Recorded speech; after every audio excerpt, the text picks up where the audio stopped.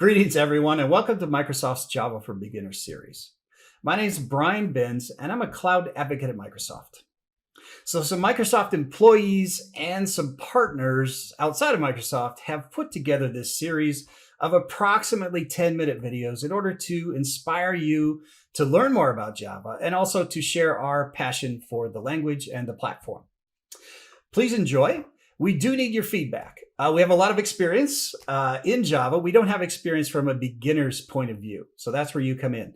We do need feedback on if we're doing this right. Are we delivering the information you need to get started with Java? And also, if you have ideas for new topics, please share those as well.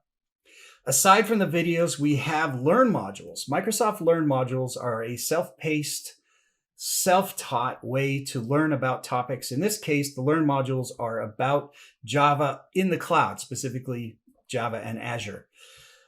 We have several of those, which are in the links. Please check those out. They're sort of self-paced, self-taught, as I mentioned, and you can get credentials and some certifications as well. So enjoy the series, have fun, and please give us feedback on what we're doing right and if you think there's anything we can improve. Thank you very much.